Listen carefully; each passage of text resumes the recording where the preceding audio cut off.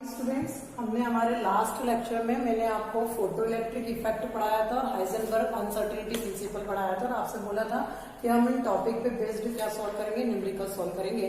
तो आज सबसे पहला जो न्यूमेरिकल अपन यहाँ पर ले रहे हैं वो है प्लांक क्वांटम थ्योरी पर बेस्ड न्यूमेरिकल है, और वो न्यूमेरिकल है calculate the energy of 1 mole of proton of radiation whose frequency is 5 × 10⁻14 Z। यहाँ पर हमको फोटॉन्स का 1 मोल दिया हुआ है। मैंने आपको फर्स्ट चैप्टर में बताया है 1 मोल ऑफ फोटॉन का मीनिंग हुआ 1 mole of photons means 6.022 × 10⁻23 photons. एक मोल ऑफ फोटॉन में कितने फोटॉन्स होते हैं? 6.022 × 10⁻23 फोटॉन्स होते हैं। और जब फोटॉन्स एमिट होते हैं तो रेडिएशन की जो फ्रीक्वेंसी है वो कितनी दे रखी है? 5 × 10⁻14 हर्ट्ज दे रखी है। मतलब ये आपको n = 6.022 × 10⁻23 दे रखा है, और आपको जो फ्रीक्वेंसी है वो 5 × 10⁻14 हर्ट्ज दे रखी है। इसी चैप्टर में मैंने आपको कन्वर्जन पढ़ाया था 1 हर्ट्ज = 1 सेकेंड इनवर्स होता है। 1 हर्ट्ज इक्वल टू कितना होता है? 1 सेकेंड इनवर्स होता है। तो यहाँ पर न्यू की जो वैल्यू आ जाएगी वो 5 × 10⁻14 सेकेंड इनवर्स हो जाएगी। 10⁻2 सेकेंड इनवर्स हो जाएगी। ये फ्रीक्वेंसी हो गई आपकी। क्या कैलकुलेट करना है आपको? एनर्जी कैलकुलेट करना है। तो मैंने आपको प्लांक क्वांटम थ्योरी में E = h पढ़ाया था। E = n h पढ़ाया था। यहाँ पर n क्या हो जाएगा? नंबर ऑफ फोटॉन्स हो जाएंगे। h जो है वो प्लांक कांस्टेंट है, और आपको मैंने बताया है अभी थोड़ी देर पहले प्लांक कांस्टेंट का जो वैल्यू होती है 6.626 × 10⁻34 जूल × सेकेंड होता है। ये प्लांक कांस्टेंट की वैल्यू है। और न्यू जो है वो क्या है? फ्रीक्वेंसी है। तो हमको और हमको क्या कैलकुलेट करना? एनर्जी। तो हम कौन सा फॉर्मूला यहाँ पर यूज कर रहे हैं? E = nhν। तो E = n की वैल्यू क्या हो जाएगी? 6.022 × 10⁻23 इंटू प्लांक कांस्टेंट 6.626 × 10⁻34, और जो न्यू है आपका 5 × 10⁻14। इस तरह से आप इसका कैलकुलेशन करोगे तो जो भी यूनिट आएगी आपकी एनर्जी में, जो भी आपका आंसर आएगा वो किसमें आ जाएगा? जूल में आ जाएगा।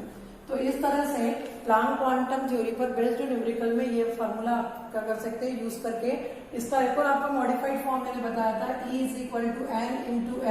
न्यू की जगह हम c/λ लिख सकते हैं। तो हम इस वाले फॉर्मूले को यूज करके वेलोसिटी भी निकाल सकते हैं, वेवलेंथ भी निकाल सकते हैं, नंबर ऑफ फोटॉन्स भी निकाल सकते हैं, और एनर्जी ऑफ द फोटॉन्स भी क्या कर सकते हैं? निकाल सकते हैं। तो ये जो है आपका प्लांक क्वांटम थ्योरी पर बेस्ड न्यूमेरिकल था। अब इसके बाद जो है हम जो क्या कैलकुलेट करेंगे? आपको कैलकुलेट करना है मास ऑफ एन इलेक्ट्रॉन। क्या अगला क्वेश्चन जो है वो है आपका calculate mass of electron. Calculate mass of an electron having wavelength how much? 3.6 angstrom. ये इसकी क्या है? वेवलेंथ है। अब आपको मास निकालना है और उसकी क्या दे रखी है? वेवलेंथ दे रखी है। तो लैम्बडा इक्वल टू क्या होता है आपके पास? मैंने डी ब्रॉगली इक्वेशन में पढ़ा था, लैम्बडा = h/mv होता है। या आप चाहो तो यहाँ पर सी भी ले सकते हो। यहाँ पर लैम्बडा आपको दे रखी है, कितनी दे रखी है? 3.6। तो पहले सबसे पहले जो ये आपको एंगस्ट्रॉम यूनिट दी हुई है उसको आपको मीटर में कन्वर्ट करना। उसका कारण कि यहाँ पर जो वेलोसिटी हम लेंगे वो 3 × 10⁸ मीटर पर सेकंड लेंगे, इसलिए यहाँ पर जो एंगस्ट्रॉम की यूनिट है उसको आपको मीटर में चेंज करना रहेगा। तो मैंने आपको बताया था 1 एंगस्ट्रॉम = 10⁻−10 मीटर होता है। तो 3.6 एंगस्ट्रॉम इक्वल टू होगा 3.6 × 10⁻−10 मीटर हो जाएगा। ये आपकी वेवलेंथ जो है वो मीटर में कन्वर्ट हो गई। और उसके बाद मास ऑफ इलेक्ट्रॉन हमको फाइंड आउट करना है। h की वैल्यू आपको पता है, h = होता है 6.626 × 10⁻34 जूल × सेकेंड होता है। और आपके पास क्या दे रखी है? वेवलेंथ दे रखा है। मास आपको निकालना है, और वेलोसिटी v की वैल्यू होती है 3 × 10⁸ मीटर पर सेकेंड। यहाँ पर वेवलेंथ दी है, मतलब इलेक्ट्रॉन वेव की तरह बिहेव कर रहा है। तो वेलोसिटी वेव की कितनी होती है? 3 × 10⁸ मीटर पर सेकेंड होती है। हम इन वैल्यूज को जब इस फार्मूले में पुट करेंगे तो 3.6 × 10⁻10 equal to 6.626 into 10 to the power minus 34 divided by m into velocity 3 into 10 to the power 8 metre पर सेकेंड। इसको हम जब इस तरफ लाएंगे तो 3.6 into 10 to the power minus 10 into 3 into 10 to the power 8 divided by कितना होगा 6.626 into 10 to the power -34 is equal to आपका क्या हो जाएगा, ये 1/m हो जाएगा। अब आप इसको वापस से कन्वर्ट करोगे तो m इक्वल टू क्या हो जाएगा 6.626 into 10 to the power -34 divided by 3.6 into 10 to the power -10 into 3 into 10 to the power 8। जब आप इसका कैलकुलेशन करोगे तो जो मास आएगा वो किलोग्राम में आएगा। किलोग्राम को आप इसमें कन्वर्ट कर देना ग्राम में, 1000 से मल्टीप्लाई करके तो आपका किलोग्राम में आंसर आ जाएगा। इस तरह से हम मास ऑफ इलेक्ट्रॉन को क्या कर सकते हैं, फाइंड आउट कर सकते हैं। ये था आपका जो न्यूमेरिकल था वो डी ब्रॉगली इक्वेशन पे बेस्ड था। अब हमारा जो आज का टॉपिक है वो टॉपिक है आपका बोहर्स एटॉमिक मॉडल, जिसको हम ऑलमोस्ट 9th क्लास में थोड़ा बहुत हमने उसको स्टडी कर रखा है। बोहर्स एटॉमिक मॉडल है ना, व्हाट डू यू मीन। यहाँ पर बोहर्स एटॉमिक मॉडल हमारा आज का टॉपिक वो पढ़ने जा रहे हैं। Bohr's atomic model, Bohr's atomic model. This model was given by Niels Bohr. ये मॉडल जो है नील बोहर ने डिस्कवर किया था, नील बोहर ने दिया था। इस मॉडल का सबसे पहला पोस्टुलेट जो है वो क्या है, in an atom electron revolves around the nucleus in a circular path and that circular path is known as orbit और शेल। पहला जो पोस्टुलेट उसने बताया ऑर्बिट और शेल के बारे में बताया। ऑर्बिट और शेल के बारे में उसने क्या बोला, when electron revolves around the nucleus is trace a circular path. Electron जब न्यूक्लियस के चारों चक्कर लगाता है तो एक सर्कुलर पाथ में घूमता है, सर्कुलर पाथ ट्रेस करता है और उस सर्कुलर पाथ को हम क्या कहते हैं, ऑर्बिट और शेल कहते हैं। During the revolution electron neither lose energy nor gain energy, मतलब जो इलेक्ट्रॉन जब रिवॉल्व करता है न्यूक्लियस के चारों तरफ तो ना तो वो अपनी एनर्जी को लूज करता है ना गेन करता है, मतलब उसकी एनर्जी क्या रहती है, कांस्टेंट रहती है। इसलिए इन शेल्स को स्टेशनरी एनर्जी लेवल्स भी कहते हैं। स्टेशनरी एनर्जी लेवल्स भी कहते हैं, energy levels. During revolution electron neither lose energy nor gain energy means the energy of the electron remains constant. Therefore, these orbits or shells are also known as the stationary energy levels, and they are represented by K, L, M, N, and so on. Yeah, 1, 2, 3, 4, and so on. ये आपने 9th standard में पढ़ा होगा। K shell, L shell, M shell, N shell. जितने circular path बनते जाएंगे उस हिसाब से हम KLMN को उसको रिप्रेजेंट करते जाएंगे। और अगर KLMN नहीं कर सकते तो अपन 1, 2, 3, 4 लिखेंगे।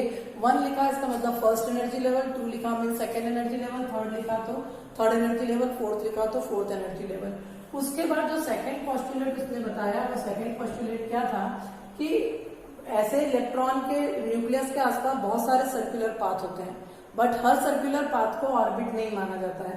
Only those circular path are considered an orbit in which the angular momentum of the electron each as upon 2π के बराबर हो। हर कोई सर्कुलर पाथ जो है वो ऑर्बिट नहीं माना जाता है, हर किसी सर्कुलर पाथ को ऑर्बिट नहीं मानेंगे, केवल उन्हीं सर्कुलर पाथ को ऑर्बिट मानेंगे जिसमें घूमने वाले इलेक्ट्रॉन का orbital angular momentum, orbital angular momentum, orbital angular momentum which is represented by mvr. Orbital angular momentum is represented by mvr will be equal to h upon 2π.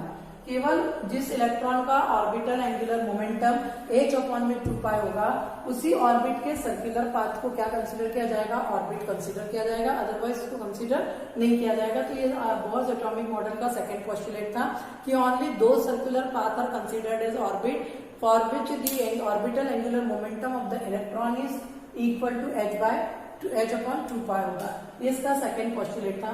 Third postulate इसने क्या बोला कि जब आप इलेक्ट्रॉन, सपोज आपका ये electron जो है ये न्यूक्लियस है और इलेक्ट्रॉन इस वाले ऑर्बिट में चक्कर लगा रहा है, इलेक्ट्रॉन यहाँ पर है, इसमें कौन सा शेल है, K शेल है।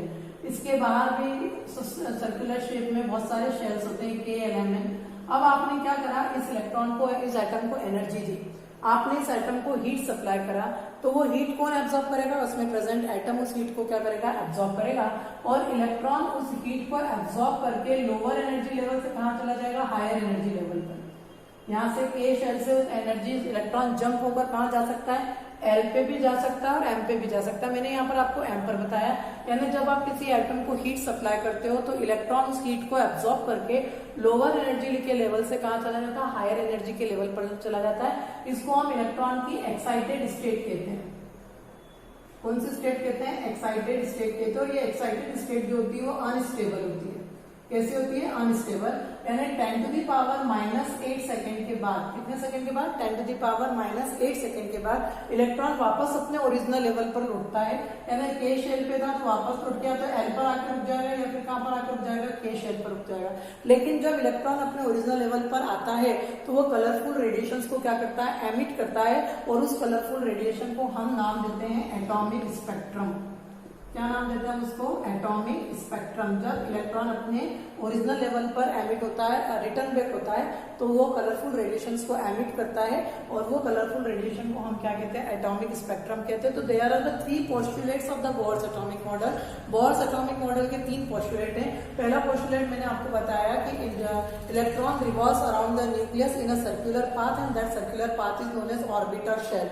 During revolution, electron neither lose energy nor gain energy. Means the energy of electron remains constant. So these orbits or shells are also known as the stationary energy levels, and they are represented by K, L, M, N और 1, 2, 3, 4 इस तरह से आप represent कर सकते हो।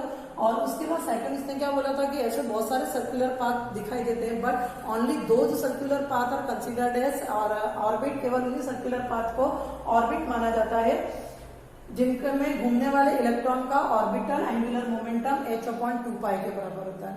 अगर h/2 पाई की वैल्यू से ऑर्बिटल एंगुलर मोमेंटम की वैल्यू कम होती है तो उसको ऑर्बिट कंसीडर नहीं किया जाता है। तीसरा उसने क्या बोला था कि जब आप किसी एटम को हीट सप्लाई करते हैं तो उस एटम में प्रेजेंट जो इलेक्ट्रॉन होता है वो इलेक्ट्रॉन उस एनर्जी को एब्जॉर्ब करके लोअर एनर्जी लेवल से हायर एनर्जी लेवल पर जाता है और उसको इलेक्ट्रॉन की एक्साइटेड स्टेट कहते हैं जो अनस्टेबल होती है। तो अनस्टेबल मीन्स वो स्टेबल होने के लिए अपने क्या करेगा? वापस अपने ओरिजिनल लेवल पर आने की कोशिश करेगा। तो 10 टू द पावर -8 सेकंड के बाद इलेक्ट्रॉन हायर एनर्जी लेवल से कहा जाता है? लोअर एनर्जी लेवल पर। बट जब वो लोअर एनर्जी पर लौटता है तो वो क्या करता है? अपने में से कलरफुल रेडिएशंस को क्या करता है? एमिट करता है। और वो कलरफुल रेडिएशन को उसने क्या नाम दिया? एटॉमिक स्पेक्ट्रम नाम दिया। तो ये बोर्स एटॉमिक मॉडल के क्या थे? पोस्टुलेट्स थे। अब हम अगले टॉपिक पे इसी में आएंगे, drawbacks of the Bohr's atomic model. Drawbacks of the Bohr's atomic model. Drawbacks of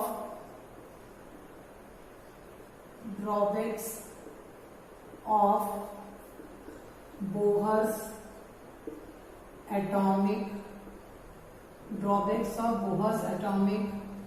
model.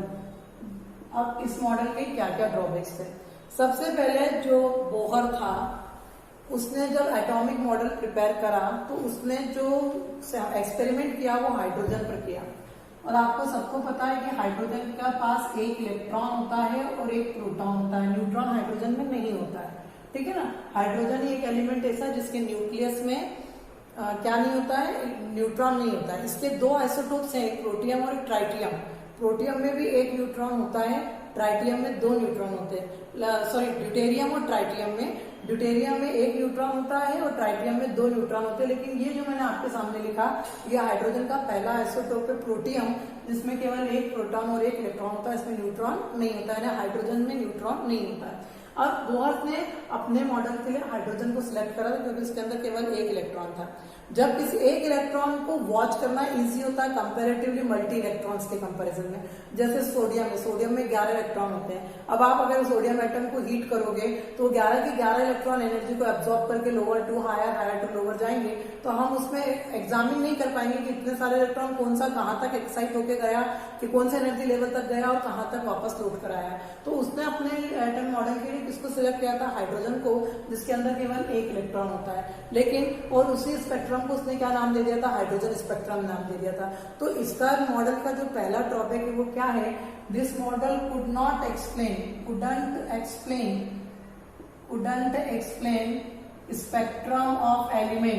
couldn't explain spectrum of elements having more than 1 electron। उन एलिमेंट्स के स्पेक्ट्रम को एक्सप्लेन नहीं कर पाया जिसमें एक से ज्यादा इलेक्ट्रॉन होते हैं। ये इसका सबसे पहला ड्रॉबैक था कि मल्टी इलेक्ट्रॉन एलिमेंट्स या मल्टी इलेक्ट्रॉन एटम्स का स्पेक्ट्रम कैसा होगा, वो इस चीज को एक्सप्लेन नहीं कर पाया था। अब मैंने आपको सेकंड बताया कि इसने अपने जो कलरफुल रेडिएशन मिला था उसको उसने एटॉमिक स्पेक्ट्रम नाम दिया था। और 10th क्लास में हमको पता है कि स्पेक्ट्रम में विबग्योर होता है, VIBGYOR, यानी टोटल 7 कलर्स के रेडिएशन आपको देखने को मिलते हैं। ठीक है, मैं आपको समझाने जा रही हूँ जीमन इफेक्ट। कौन सा इफेक्ट समझाने जा रही हूँ? जीमन इफेक्ट। जीमन इफेक्ट ये साइंटिस्ट जीमन ने दिया था। अब आपको ये विबग्योर की 7 लाइन्स मिली। ठीक है, ये आपके विबग्योर की 7 लाइन्स है, VIBGYOR, ये 7 लाइन्स है। अगर आप इन स्पेक्ट्रम के आसपास, ये जो एटॉमिक स्पेक्ट्रम मिला, इसके आसपास आप मैग्नेट लगा देते हो, एक तरफ नॉर्थ पोल और एक तरफ साउथ पोल लगा देते हो, यानी आपने स्पेक्ट्रम को मैग्नेटिक फील्ड में रख दिया। तो मैग्नेटिक फील्ड में जब उसने रखा तो ये जो 7 कलर्स की लाइन्स हैं ये और ज्यादा स्प्लिट अप हो गई, यानी 7 से आप ले तो 7 से हो सकता है 14 या 21 फाइन लाइन्स में क्या हो गई, ये स्प्लिट अप हो गया। लोगों ने पूछा कि जब हम स्पेक्ट्रम को मैग्नेटिक फील्ड में रखते हैं तो उसकी लाइंस स्प्लिट अप हो जाती है। The splitting of spectral lines under the influence of the magnetic field, spectral lines का मैग्नेटिक फील्ड में टूटना, ये इफेक्ट क्या कहलाता है? जीमन इफेक्ट कहलाता है। तो ये जो स्प्लिटिंग है due to the magnetic field, ये हमको बोहर ने ही बताया कि जब आप स्पेक्ट्रम को मैग्नेटिक फील्ड में रखोगे तो उसकी लाइंस जो है वो फर्दर स्प्लिट अप हो जाएगी और टूट के और ज्यादा कन्वर्ट हो जाएगी।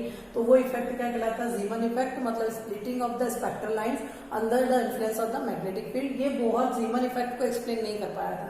जो उसका तीसरा पोस्टुलेट है बोहर का, वो है आपका स्टार्क इफेक्ट। तीसरा पोस्टुलेट जो है वो ये आपका स्टार्क इफेक्ट, स्टार्क इफेक्ट। यहाँ पर जीमन ने क्या लगाया था? मैग्नेटिक फील्ड लगाया था, लेकिन यहाँ पर जो स्टार्क नाम का साइंटिस्ट है, उस स्टार्क नाम के साइंटिस्ट ने यहाँ पर इलेक्ट्रिक फील्ड लगा दिया। एक तरफ positive terminal of the field लगा दिया, एक तरफ negative terminal of the field लगा दिया।